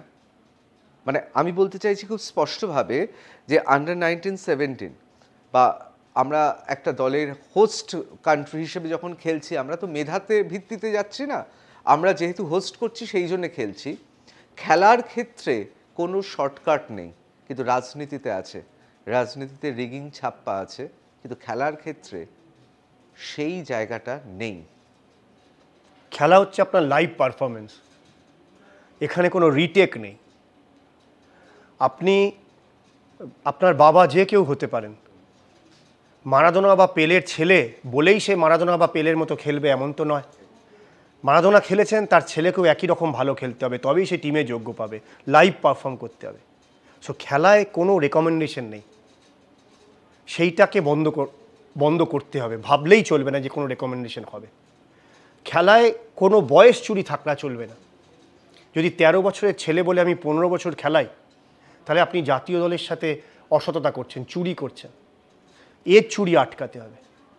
তারপর আপনাকে ট্যালেন্টটাকে সঠিক সময়ে বেছে তাকে নার্চার এবং ট্রেনিং দিতে হবে। লোকসভা ভোটের ফলাফলের পর আমরা যেটা দেখলাম, মহিলা ভোট বিশেষ করে সেটা তৃণমূলের পক্ষে গেছে। এবারে মানিকতলা বিধানসভার উপনির্বাচনে মানে যারা পিছিয়ে পড়া মহিলা আছে তাদের ভোট কি কল্যাণ চৌবের পক্ষে যাবে? এলে তো খুশি হব, কিন্তু আমার মনে হয় এটা ঠিক লক্ষ্মী ভাণ্ডার একটা ফ্যাক্টর হয়েছে নির্বাচনের ক্ষেত্রে। মানুষ যে প্রচণ্ড চাকরিহীনতায় রয়েছে, রোজগারহীনতায় রয়েছে, সেরকম একটা জায়গায় দাঁড়িয়ে এটা একটা প্রভাব ফেলেছে। এটাই একমাত্র কারণ আমি বলবো না, কিন্তু মহিলা ভোটের ক্ষেত্রে আমার সামগ্রিকভাবে মনে হয়, আমি অন্যের মতের প্রতিনিধি নই বা সার্বিক মূল্যায়নের দলেরও আমি প্রবক্তা বা মুখপাত্র নই, কিন্তু আমার সার্বিকভাবে মনে হয়েছে যে এটা একটা বড় সড়ো। কারণ। কোথাও কি মনে হচ্ছে মোদি গ্যারেন্টিতে মানুষের, বাংলার মানুষের বিশ্বাস নেই, দিদি গ্যারেন্টিতে বেশি বিশ্বাস? এটা প্রার্থী হিসেবে আপনাকে ভাবাবে? আমার মনে হয় যে নির্বাচন অনেকগুলো ফ্যাক্টরের উপর কাজ করে, তবে ঠিক মহিলা ভোটারের ক্ষেত্রে আমাদেরকে আরেকটু সচেষ্ট হতে হবে। আমরা জানি যে কল্যাণ চৌবে যেহেতু একজন স্পোর্টসম্যান, ভীষণ চনমনে, কিন্তু আজকে যে কল্যাণ চৌবেকে আমাদের সামনে দেখছি কোথাও গিয়ে অনেকটা গাম্ভীর্য। এই পরিবর্তনটা কিসের? মানে পায়ে হাওয়াই চটি, খদ্দরের পাঞ্জাবি, চুলটা মনে হচ্ছে যেন একটু রং করেই সাদা করা, দাড়িটা না কাটা, কোথাও কি একটু বয়স বাড়ানোর চেষ্টা চলছে? না, মানে আমি করে দিই, চুল আমার একেবারেই ন্যাচারাল। যেভাবে মানুষের বয়সের সাথে চুল পাকে সেইভাবেই পেকেছে। আমি জানি না আমার একটু আগে পেকেছে কিনা। দাড়ি না কামানোর কারণ হচ্ছে সত্যি 2-3 দিন বা 2 দিন ধরে ব্যস্ত রয়েছি। আর আমি যখন উত্তর কলকাতাতেও জেলা সভাপতি ছিলাম, যারা আমাকে দেখেছেন বা কভার করেছেন তারা আমাকে এইভাবেই দেখেছেন। আমার মনে হয় আমাদের দেশের যা আবহাওয়া, যা গরম, সেক্ষেত্রে হালকা জামা কাপড় পরলে ভালো লাগে, শরীর সুস্থ থাকে, সেইভাবেই পরি। এর কোনো আলাদা স্টেটমেন্ট নেই। তবে কোথাও যদি ড্রেস কোড থাকে, বিশেষ কোনো প্রোগ্রামে যাচ্ছি আমি, ড্রেস কোড থাকে, সেই ড্রেস কোড ফলো করি। নইলে আমার মনে হয় এটা আমি বাড়িতে ধুতি এবং গেঞ্জি পরি, ওটা আমার বাড়ির জামা। উত্তর কলকাতার বাঙালি পোশাকেই স্বচ্ছন্দ এখন কল্যাণ চৌবে ভট্টাচার্য? না, আমার মনে হয় যে এইটা ভীষণ রকমভাবে অবজেকশনেবল কোয়েশ্চেন। কারণ একটা মানুষকে প্রমাণ করতে হবে কেন? মানে যে আমি এই আভূষণ আমি এই ভারতের এই জিওগ্রাফির জন্য করছি, তা নয়। দেশ আমাদের 5000 বছর পুরনো ঐতিহ্য এবং সংস্কৃতি এবং ধর্ম নিয়ে আছে। আমরা যদি আমাদের দেশের ইতিহাস দেখি, আপনি রাষ্ট্রহিতে রাষ্ট্রীয় ব্যক্তি হবেন, সেখানে উত্তর কলকাতা, দক্ষিণ কলকাতা, উত্তর ভারত, দক্ষিণ ভারত সব এক হতে পারে। ভারতের একটা বিবিধতা রয়েছে, প্রত্যেক 200 কিলোমিটারে একটা নতুন ভাষা, নতুন আভূষণ রয়েছে, নতুন খাদ্যাভ্যাস রয়েছে। কেন? কারণ হচ্ছে যে সেখানকার জলবায়ুর জন্য। যেখানে আপনি অনেক জায়গায়, অনেক প্রদেশে দেখবেন টুপি পরার চল রয়েছে। টুপি কেন পরে? হিমাচলে টুপি পরে, অরুণাচলে টুপি পরে, নাগাল্যান্ডে টুপি পরে, কারণ শীতের জন্য প্রবেশ। আমাদের এখানে ধুতি পাঞ্জাবি পরে। কেন ধুতি পাঞ্জাবি পরে? কারণ এখানে ওয়েদার ওই রকমই হিউমিড।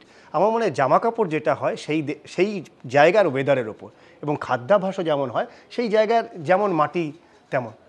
তো সেক্ষেত্রে আমার এই যে জামা কাপড়, আমার মনে হয়েছে যে কলকাতার জন্য, বাংলার জন্য যে হিউমিড কন্ডিশনে আমরা বাস করি সেটা ভালো। আমি যদি এমন কোনো শীতপ্রবণ জায়গায় যাই সেখানে সেরকম জামা কাপড় পরবো। তৃণমূলের একেবারে শক্ত গড় সাধন পান্ডে বারে বারে জিতেছেন, ফলে সেই হারা গেমকে জেতাতে আপনাকে সেখানে লড়াইয়ে দেওয়া, মানে ফুটবলে যেমন থাকে 4-4-2-2 এরকম একটা ছকে খেলা, তো আপনার দুটো উইং বা আপনি কিভাবে এগোবেন বা ইস্যু কি সেরকম কিছু ভেবেছেন? আমার মনে হয় সব ঘটনারই একটা শেষ আসে এবং শেষের পর নতুন শুরু হয়। দীর্ঘ 35-40 বছর ধরে মানিকতলা এক পরিবারের শাসনকাল দেখেছে। যদি মানিকতলার মানুষ মনে, একটা প্রজন্ম বেরিয়ে গেছে এই পরিবারের শাসনকাল দেখতে দেখতে, সবই যে ভালো হয়েছে তা তো নয়, নিশ্চয়ই কিছু না কিছু খারাপ হয়েছে, বা আরও ভালোর দরকার বা পরিবর্তনের দরকার। মানুষ যদি মনে করে যে হ্যাঁ একটা পরিবর্তন দরকার, একটা নতুন বিচারধারা দরকার, এক নতুন ব্যক্তি দরকার, রাজনীতি কি কেবলমাত্র পরিবারবাদ হবে? যে কথা আমি বললাম, যদি মারাদোনার ছেলে মারাদোনার মতো খেলোয়াড় না হয়, তাহলে একজন রাজনীতিকের ছেলে, মেয়ে বা স্ত্রী কেন সেই স্থান যোগ্যতার বিচার মূল্যায়ন না করেই পেয়ে যাবেন? আমার মনে হয় রাজনীতিতেও সেই রকম জনপ্রতিনিধিকে বাছা উচিত। আমাদের দেশের ইলেকট্রাল সিস্টেম তেমন হওয়া উচিত যে মানুষ ভাবুক যে আমি এই প্রার্থীকে বাছছি কারণ প্রার্থীর এই যোগ্যতা রয়েছে, এই প্রার্থীকে বাছছি, এই প্রার্থী এই দলকে প্রতিনিধিত্ব করে, দলের এই গুডউইল রয়েছে। আমরা যদি নির্বাচনের সময় মানুষ যদি ভোটের ক্ষেত্রে এই বিষয়গুলো ভাবেন, দেখেন, আমার মনে হয় সেখানে ইলেকট্রাল পলিটিক্স আরও ভালো হতে পারে। সেখানে প্রোফাইল এ আর প্রোফাইল বি এর মধ্যে কম্পেয়ার হতে পারে। এখানে কেবলমাত্র নির্বাচন হচ্ছে কেউ কারুর স্ত্রী বলে, বা কেউ কারুর মেয়ে বলে, বা কেউ কারুর ছেলে বলে। আমি বলি আমরা যদি তার থেকে একটু উপরে আসি, আসুন না, যোগ্যতার অনুসারে আসি। তো সেক্ষেত্রে আমার মনে হয় আমি বলছি না যে আমার প্রার্থী যিনি দাঁড়িয়েছেন তিনি অযোগ্য, তা বলছি না, কিন্তু আমি বলছি যে এটা কি কেবলমাত্র পরিবারবাদের জন্যই এই সুযোগ এসেছে? সেটা আমার মনে হয় ভাবার দরকার। আর নির্বাচন 2,13,000 ভোটার, নিশ্চয়ই 80,000 1 লক্ষ ভোটার আসবেন। এতগুলো মানুষ, তারা কিছু সিদ্ধান্ত নেবেন, এবং কি সিদ্ধান্ত কোন ন্যারেটিভের উপর নেবেন সেটাও দেখতে হবে। কি একটা ভয়ের পরিবেশের মধ্যে বাবা আমি ঝামেলায় জড়াতে চাই না, কারণ ভোটের পরে মূল্যায়ন হতে পারে কোথায় লিড আছে কোথায় ট্রেল আছে, নাকি সত্যি একবারের জন্য সাহস করে বেরিয়ে আসি যেন ঠিক আছে প্রতিদিন ভীত হয়ে কতবার মরবো, একবার না হয় মরি। যদি এরকম ভাবি নিশ্চয়ই পরিবর্তন আসতে পারে। আমার এখানে খুব একটু ঠাট্টা করে বলছি, অর্থাৎ খুব হালকা মেজাজে, এই যে বারবার মারাদোনার ছেলের কথা মনে হচ্ছে, বারবার মনে পড়ে যাচ্ছে, আমার মনে হচ্ছে এটা শ্রেয়ার জন্য সাজানো ছিল। সাধন পান্ডের কন্যা দাঁড়ালে এই বোধহয় উপমাটা কাজে লাগতো, সেই অস্ত্রটা মাঝে মাঝে বেরিয়ে পড়ছে। আপনি যদি এখান থেকে বেরিয়ে যদি আমি আরেকটি চ্যানেলেও যাই এবং সেখানেও যদি আমাকে 1 ঘন্টার ইন্টারভিউ দিতে হয় এবং সম্পূর্ণ যদি অন্য সেট অফ কোয়েশ্চেন্স থাকে, আমার উত্তর স্বতঃস্ফূর্ত আসে। আমি কখনো ইন্টারভিউয়ারকে প্রশ্নও জিজ্ঞাসা করি না আপনি আমায় কী জিজ্ঞাসা করছেন। আমার কাছে যে প্রশ্ন যেমন আসে আমি আমার সরলতার সাথে উত্তর দিই। সেখানে আমি খুন্তির ছ্যাঁকার কথাও বলতে পারি, রান্নার সবজির কথাও বলতে পারি, জীবনের চলনের কথাও বলতে পারি।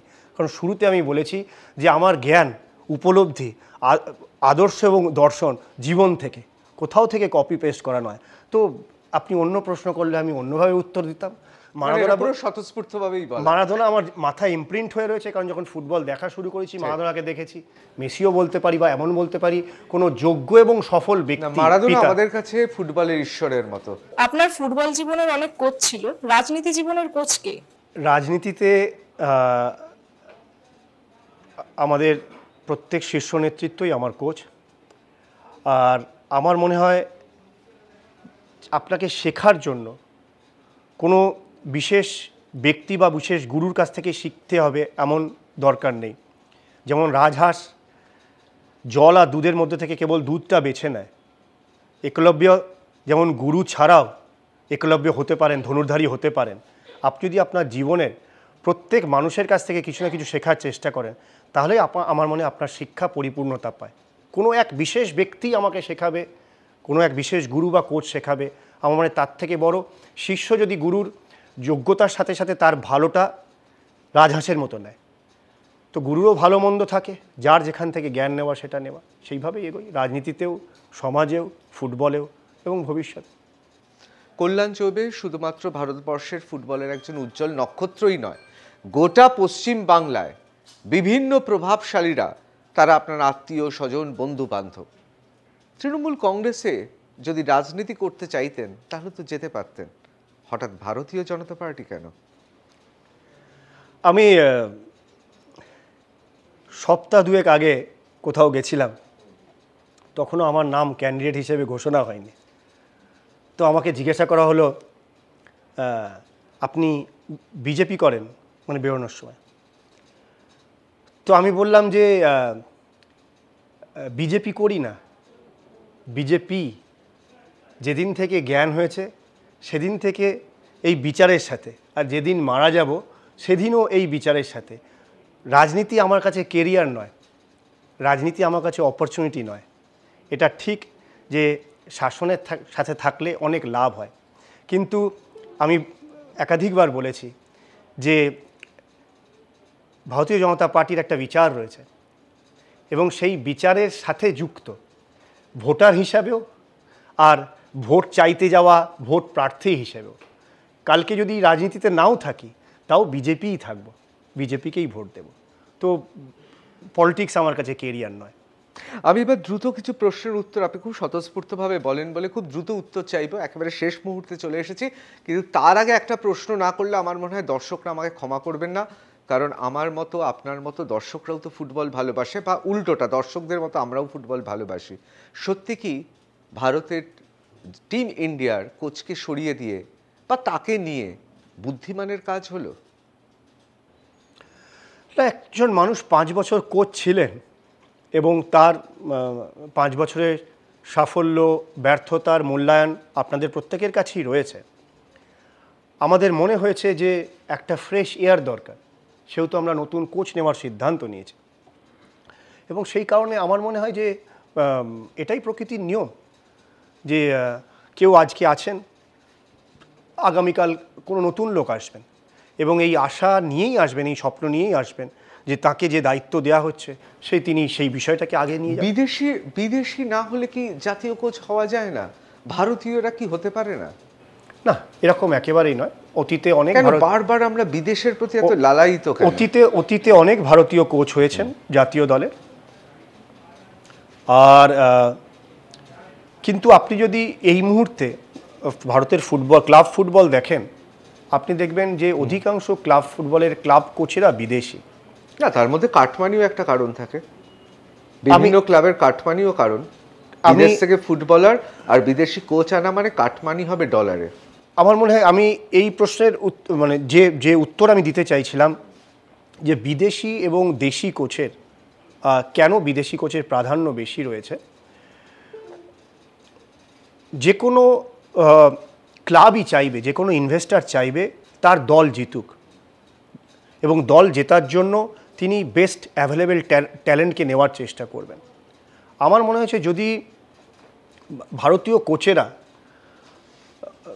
সমান সমান হতো বিদেশি কোচেদের সাথে, তাহলে অন্ততপক্ষে ক্লাব ফুটবলে আমরা ভারতীয় কোচেদের আধিক্য দেখতাম।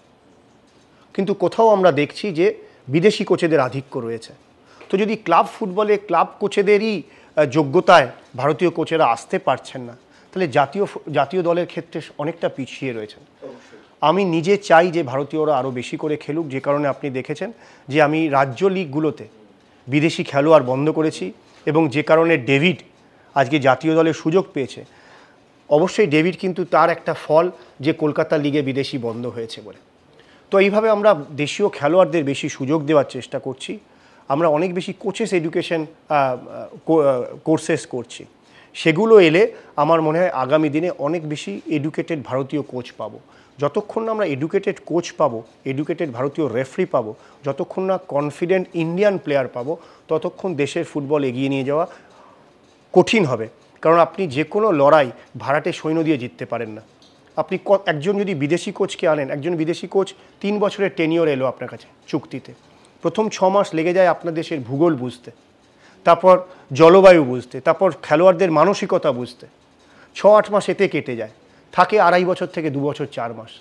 তখন সে কি ইমপ্লিমেন্ট করবে, কি শেখাবে আর কি শিখবে খেলোয়াড়েরা, তো এটা একটা ফ্যাক্টর হয়। তো আমরা চাইছি যে ভারতীয় ফুটবল একটা দর্শন তৈরি হোক, অনেক বেশি ভারতীয় কোচ তৈরি হোক। এর জন্য কিছু আমরা এডুকেশন কোর্সেস করছি। ময়দান দেখেছেন ছবিটা? না, ময়দান আমার দেখা হয়নি। আমি বনি কাপুর আমার সাথে দেখা করেছিলেন, উনি তার কনসেপ্ট নিয়ে আমার সাথে আলোচনা করেছিলেন, উনি ট্রেলার দেখিয়েছেন। আমার মনে হয় যে ভারতীয় ফুটবল নিয়ে যখন একটা সিনেমা হয়েছে, এর আগেও হয়েছে, অতীতেও হয়েছে। তাহলে কি ফল বেরোনোর আগে টেনশন কাটানোর জন্য ময়দান দেখার কোনো অবকাশ থাকতে পারে? না, টেনশনের বিষয় নয়। আমার কাছে সত্যি সময় ছিল না, মানে দেখার ইচ্ছে আছে তো? নিশ্চয়ই দেখবো, কারণ ফুটবল নিয়ে সিনেমা অবশ্যই দেখব, কিন্তু আমার এখনো অবধি দেখা হয়নি। ট্রেলার আমি দেখেছি, ট্রেলার আমার ভালো লেগেছে। Gauri Devi Institute of Medical Sciences and Hospital, GT Road, Rajpath, Durgapur. Best place to study. For contact us, call 7797662222, 9775696237. বাইচুং কখনো গোল দিয়েছেন আপনাকে? হ্যাঁ, একাধিকবার দিয়েছেন, কারণ অনেক ম্যাচ খেলেছি এবং স্ট্রাইকার হিসেবে সে গোল করেছে। আমি অনেক গোল। শেষ বাংলা একটা কথা আছে, শেষ ভালো যা সব ভালো। শেষ গোলটা তো আপনি বাইচুংকে দিয়েছেন নির্বাচনে। আমি সেইভাবে জীবনকে দেখি না। আমার মনে হয় যে প্রতিটি প্রতিদ্বন্দ্বিতারই একটা বৈশিষ্ট্য এবং চরিত্র রয়েছে। এই প্রতিদ্বন্দ্বিতা আমি জিতেছি, সেখানে সে প্রতিদ্বন্দ্বী ছিল। আবার জীবনের যেমন যেমন প্রতিদ্বন্দ্বিতা আসবে তেমন তেমনভাবে লড়ব। কে সবচেয়ে কড়া প্রতিদ্বন্দ্বী ছিল, মৌহা মৈত্র, সাধন পান্ডে না বাইচুং ভুটিয়া? আমি আবার বলবো যে প্রত্যেকের আলাদা বৈশিষ্ট্য রয়েছে। তবে আমার নিজেকে ভালো লাগে যে ফুটবল খেলেছি, লক্ষাধিক মানুষ যুবতীতে খেলা দেখেছেন। মনে আছে টানেল দিয়ে যখন উপরে উঠতাম, দর্শকদের একটা গুঁ করে আওয়াজ হতো, যে গুঞ্জন হতো, হাতের রোম খাড়া হয়ে যেত, একটা আলাদা অনুভূতি। ভালো খেললে প্রশংসা, খারাপ খেললে নিন্দা। আর সেখানে চরিত্র গঠন হয়েছে, উইল পাওয়ার তৈরি হয়েছে। তবে লোকসভার মতো একটা নির্বাচনে প্রতিদ্বন্দ্বিতা করা একটা আলাদা অভিজ্ঞতা। শহর কলকাতায়, যেখানে উত্তর কলকাতায় মানিকতলায় বিভিন্ন বড় বড় পীঠস্থান রয়েছে, ইনস্টিটিউশন রয়েছে, সেই রকম একটা উত্তর কলকাতা জেলা সভাপতি হওয়া বা বিধানসভায় নির্বাচন লড়া, আমার মনে সব কিছু আমার জীবনে অভিজ্ঞতা এনেছে। নির্বাচনে জিতই শেষ কথা, জীবনে জয়ী লোকেরই বিষয় নিয়ে আলোচনা হয়। ইচ্ছা আছে, চেষ্টা আছে যে মানিকতলা বিধানসভার উপনির্বাচনে বিজয়ী হব, অবশ্যই মানুষ যদি আশীর্বাদ করে। আমি কোনো সুদর্শন পুরুষকে জিজ্ঞেস করি না যে তিনি কতবার প্রেমে পড়েছেন বা কতজন তার প্রেমে পড়েছেন, কিন্তু আমি ফুটবলার কল্যাণ চৌবে ভট্টাচার্যকে আমি স্টেডিয়ামে দেখেছি। দল যাই হোক না কেন, মহিলাদের নয়নের মনীষে থাকতো। এইবার মনে হচ্ছে যে মমতা বন্দ্যোপাধ্যায়ের রাজ্যে, যেখানে লক্ষ্মী ভাণ্ডার থেকে কন্যাশ্রী প্রকল্প, সেখানে এই মহিলা ভোটারটাই ভাবাচ্ছে সবচেয়ে বেশি কল্যাণ চৌবে ভট্টাচার্যকে।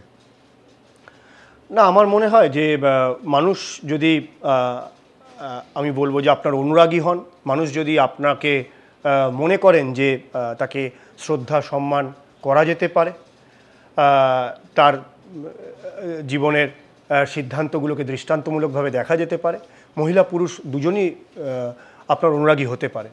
নির্বাচন তো তাই, কতজন মানুষ আপনার বিচারকে সমর্থন করছে, কতজন মানুষ আপনার ব্যবহারকে সমর্থন করছে। আর এটা একটা ফ্যাক্টর যে মহিলা আজকে অর্ধেক জনসংখ্যা এই পৃথিবীর, দেশেরও এবং মানিকতলারও। যদি পুরুষের সাথে সাথে মহিলা ভোটাররাও বিশ্বাস রাখেন, মানুষের বিশ্বাস যদি হাসিল করতে পারি, নিশ্চয়ই বিজয়ী কল্যাণ চৌবেকে আপনারা দেখতে পারবেন মানিকতলা। অবশ্যই, এই জন্যই বলে অর্ধেক আকাশ জুড়ে তুমি নারী। আমি এবার চলে যাচ্ছি একদম শেষ প্রশ্নে। প্রশ্নটা হচ্ছে, মানিকতলা বিধানসভা উপনির্বাচনে এমন একটা আর্থিক বৈষম্য রয়েছে যেখানে হাই রাইজ, মানে খুব অভিজাত সমস্ত ফ্ল্যাট রয়েছে, আবার সেখানে বস্তি এলাকা রয়েছে। 31 নম্বর ওয়ার্ডের মতো এমন একটা ওয়ার্ড রয়েছে যেখানে লোকসভা নির্বাচনে সুদীপ বন্দ্যোপাধ্যায়, কুণাল ঘোষকে ছুটে গিয়ে বৈঠকও করতে হয়েছে নির্বাচনের অনেকেই মনে করেন যে কৌশলগত কারণে। 31 নম্বর ওয়ার্ড ভোগাবে আপনাকে? ভোগাবে কেন ভোগাবে? আমার মনে হয় যে বৈষম্য শুধু মানিকতলায় নয়, সমগ্র পশ্চিমবাংলায় আমরা ভীষণভাবে দেখছি যে এক শ্রেণী মানুষের কাছে ভীষণ ভীষণ ভীষণ টাকা হয়ে যাচ্ছে। কারোর বাড়ি থেকে 50 কোটি টাকা নগদ বেরোচ্ছে, কোথাও 2000 কোটি টাকা মতন বিদেশি মুদ্রার মাধ্যমে পাচার হচ্ছে, কারোর কাছে বিঘার পর বিঘা জমি পাওয়া যাচ্ছে। বছর 10 আগে তারা খুবই সাধারণ জীবনযাপন করতেন। আর কিছু শ্রেণীর মানুষ কেবলমাত্র 500 টাকা বা 1000 টাকার উপর নির্ভর করে জীবন কাটাচ্ছেন। আমার মনে হয় এই বৈষম্য দূর হওয়া দরকার। আর এই বৈষম্য দূর হতে তখনই পারে যখন আপনার প্রতিনিধি আপনার সম্পর্কে চিন্তা করবে। অন্যথায় কেন একটা মানুষ কেবলমাত্র 500 টাকা বা 1000 টাকার জন্য আপনাকে 5 বছর রাজ করার জন্য অধিকার দেবে, শাসন দেবে? আমরা কত লোকেদের দেখছি যে প্রায়শই অ্যারেস্ট হচ্ছেন, কোর্টে গিয়ে বারবার নিতে হচ্ছে, আগাম জামিন নিতে হচ্ছে বা পরে জামিন নিতে হচ্ছে। আমার মনে এখান থেকে বেরিয়ে আসা উচিত। মধ্যবিত্ত বাঙালি, রুচিসম্পন্ন বাঙালি, সব বিষয়ে আলোচনা করতে ভালোবাসা বাঙালি আমার মনে হয় কোথাও না কোথাও হারিয়ে গেছে এই পয়সা, প্রলোভন এবং ফ্রিবিজ ভিড়ের মধ্যে। মানুষ বড় বেশি স্বার্থকেন্দ্রিক হয়ে উঠছে। আমরা আজকাল খুব কম রক্তদান শিবির দেখি, আমরা খুব কম নাটক হতে দেখি। আগে কত নাটক হতো, কত যাত্রা হতো, সমাজ নিয়ে আলোচনা হতো। আমার মনে হচ্ছে আমরা বড় বেশি কুক্ষিগত হয়ে গেছি, কেবলমাত্র আমি কি পাবো আর আমরা কি পাবো। আমার মনে হয় সেখান থেকে যদি আমরা একটু বেরিয়ে আসতে পারি সেটা ভালো হবে। আমি কথা দিচ্ছি, যদি মানুষ বিশ্বাস রাখে একটা পরিবর্তনের উপর, তারা এক নতুন ধরনের বিধায়ক দেখবে। আর সুদর্শন কিনা যায় না, কিন্তু সুপরিকল্পিত নির্ণয় হবে, সিদ্ধান্ত হবে এবং বিধানসভার উন্নয়নের জন্য সময় দেবে, এরকম একজন মানুষকে তারা পাবে। বাকিটা তাদের বিচারের উপর ছেড়ে দেওয়া, তাদের নির্ণয়ের উপর ছেড়ে দেওয়া। আমি একেবারে শেষ, আমার আপনার বাংলা শুনে খুবই ভালো লাগলো। বিশেষ করে কিছু কিছু শব্দ, এমন শব্দ ব্যবহার করেছেন যা আজকে অনেক বাঙালি ব্যবহার করে না। কিছুটা কি আরোপিত, নাকি এর থেকেও হালকা চালে ঠাট্টা বন্ধুদের সঙ্গে অন্য বাংলাতেও, উত্তর কলকাতার ঠেকের বাংলাতেও কথা বলতে পারেন? থেকে কখনোই বসা হয়নি, আমি শুনেছি শুধু। কারণ আমার ফুটবল জীবন 12 বছর বয়স থেকে সাইতে সুযোগ পেয়েছিলাম এবং তখন থেকে এক কঠোর শৃঙ্খলাময় জীবনের মধ্যে দিয়ে কাটিয়েছি। 12 বছর বয়স থেকে হোস্টেলে থেকেছি, নিজের জামা কাপড় কাচা থেকে শুরু করে অনেক সময় নিজের রান্না করা। তো সেই ক্ষেত্রে আমার জীবনে বন্ধুর সংখ্যা খুব কম, আড্ডার সম্ভাবনাই নেই। কিন্তু আমি এই ভাষাতেই কথা বলি, এই শব্দ প্রয়োগ করেই কথা বলি এবং সেটা কোনোটাই আমি বলেছি যে ইন্টেনশনাল নয় বা ভেবে চিনতে নয়, স্বতঃস্ফূর্তভাবে আসে। কল্যাণ, আপনি স্বতঃস্ফূর্তভাবে, যেরকমভাবে আমরা আপনাকে সবুজ ময়দানে দেখেছি সেভাবেই রাজনীতির ময়দানে আপনি বিচরণ করুন। আপনি জিতবেন না হারবেন সেটা অবশ্যই মানিকতলার মানুষ ঠিক করবেন, কিন্তু আপনাকে কথা দিতে হবে নির্বাচনের পর আবার আপনাদের মোলাকাত হবে ভারতীয় ফুটবল নিয়ে।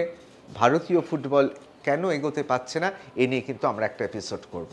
নিশ্চয়ই আমরা বলবো যে এগোতে পারছে না এই শব্দটায় আমার আপত্তি আছে। ফুটবল নিয়ে আলোচনা করব এবং ফুটবল নিয়ে আরও ডিটেলসে আলোচনা করব, আর ফুটবলের বর্তমান এবং অতীত ভবিষ্যৎ নিয়ে আলোচনা করব। তখন সাধারণ মানুষ তারাও বুঝবেন যে ফুটবল কোথায় ছিল, কোথায় আছে এবং কোথায় যেতে পারে। অবশ্যই। অসংখ্য ধন্যবাদ কল্যাণ চৌবে ভট্টাচার্য আপনাকে।